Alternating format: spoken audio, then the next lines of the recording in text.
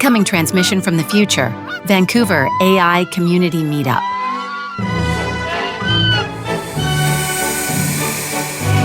One thing you'll hear me talk about later is the BC AI Industry Association. One of the things I have to announce is that we have some new board members. One of our board members is Carol Ann Hilton, and when I asked her to join the board, she said, I work as her CTO at the Indigenomics Institute, and she's been bringing me more deeply into ceremony from the Nuu-chah-nulth people and her tribe nation. And she's like, if you continue to center ceremony at the beginning of this stuff, I would love to be a part of this ecosystem and this board. And so that was a bit of the affirmation I needed to take the training and teaching she's been giving me and continue to kind of bring them to the rest of our wider community. And so that's why Gabriel participating and sharing what he does is such an important part of what we do here for me. But I really believe that it is, walking the walk of the kind of the justice, the equity, the inclusion that we talk about and stuff. So it means a lot to me. It's central to what we do. Gabriel, when you're ready, I welcome you to come on up here and do your thing, sir. Gabriel George Sr. from the Tsleil-Waututh Nation.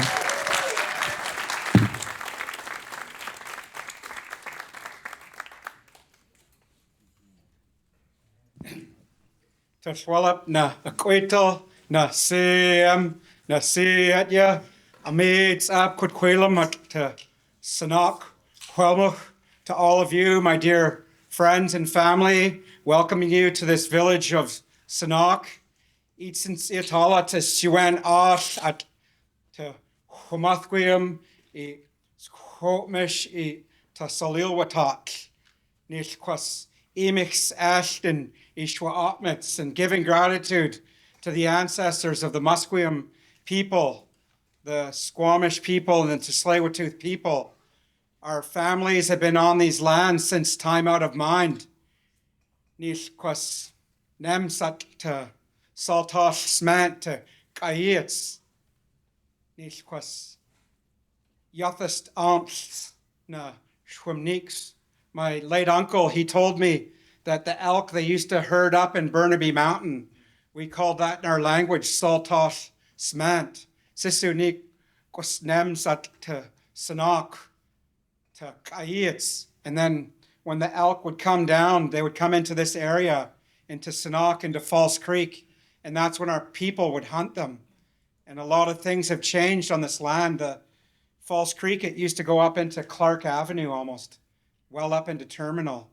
And you could enter the inlet from the south side of False Creek, not just this big entrance out of here during high tide. And so there's a lot of things that has changed on the land. The land that my late grandfather knew, Chief Dan George, it's much different than the land that I knew and the land that we see now. You imagine giant cedar trees going up into the sky, this ancient rainforest that our people sustained for thousands of years, that our people were, in our language, we'd say, Hiashlimit, to Sashtamach, we took care of the earth. Hiashlimit, to Sashtamach, we took care of the earth. And we understood our interconnectedness to it, that the respect that we had for the ones with roots, the stones, the water, the animals, the ones with fins, the ones with hooves, all these beings, we had an understanding and a respect with all of that around us. And as human beings, we also, the way that we live, not just in our little nuclear family, but our extended families, and even well beyond that, it was a vast network that we belonged to. And in that, there was a connectedness through ceremony. And that's important today, I think, in the work that you do, that you being connected is something that was important to us as Huelmuch people, as Indigenous people, being connected to one another, understanding that connection and nurturing that connection.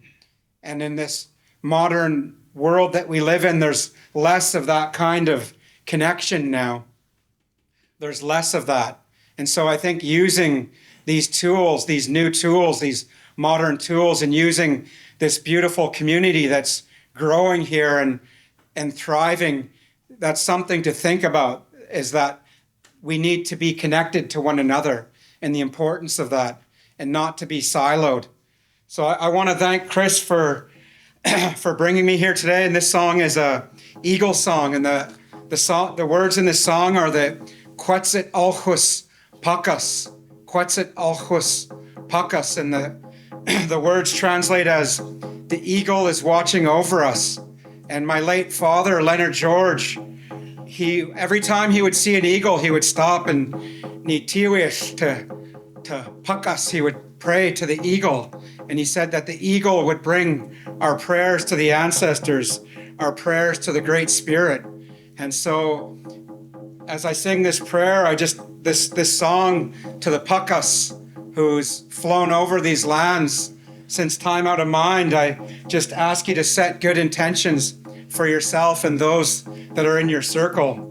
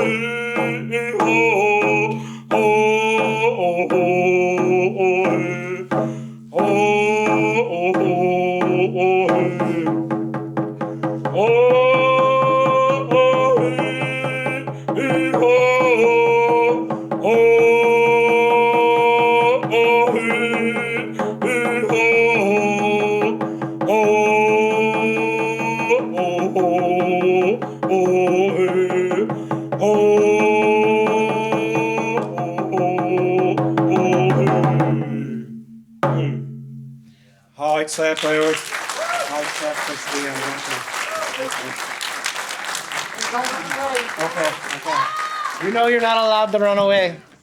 I just want to give a little commentary. I wanted you to hang out here so you can fill in a few details or whatever. So, first of all, I've never been in this position before where I've held 18 months of events in a row and I get to bring my friend in month after month to share with us. And, you know, a lot of folks, Indigenous folks from the area, when you bring them in to do welcome and song and you're just interacting with them on a one-off basis, you get their welcome song. They sing their welcome song, they share with you, and that's kind of the depth of your understanding, this kind of fit for public consumption welcome song. But I've been noticing that you've been sharing a lot of different stories with us and songs I never heard other places or whatever. And so for me, one of the richnesses of having you come back time and time again is hearing what you're going to come up with next. And I noticed you brought your rattle last time. I noticed that you've been wearing a few different regalias as you come through here and stuff. Maybe you just share a little bit about like what's on your mind with what you're sharing with us and stuff like that, and sure, where you're coming from. I mean, Well, actually, my other question is about Longhouse voice. So maybe we'll hold that thought for a sec. Yo, did you guys hear his voice? That was unmiked. I want to point out a couple of things. Look where you are. You're in around the room. Look at the ceiling.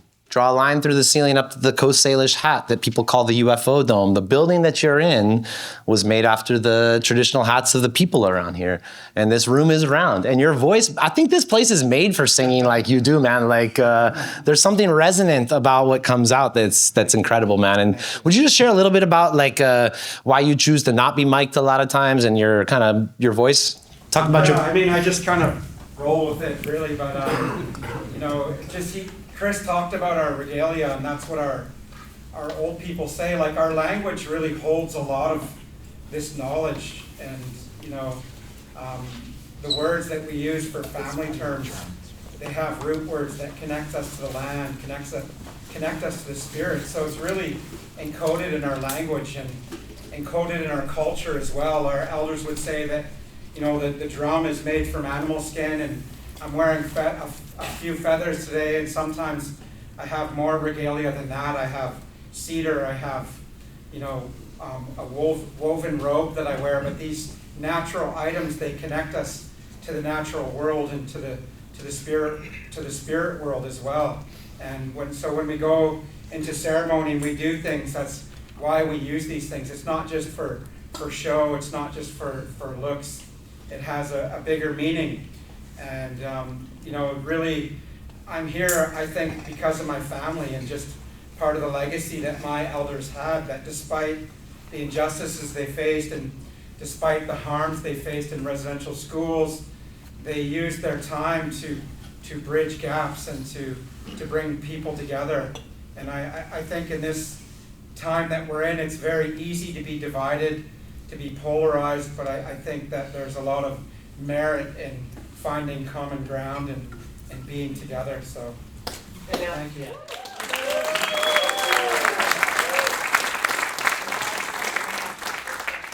Which is like, as I've been getting to know you, as I've been sharing more here, I noticed you've been sharing things I haven't heard other places and stuff, and maybe just talk about what you choose to share and what we should make of it all. I don't really come with a preset agenda. I just try to speak from the heart, and so whatever comes to me and whatever comes out, it is what it is. Thank you, bro. I really appreciate you, man.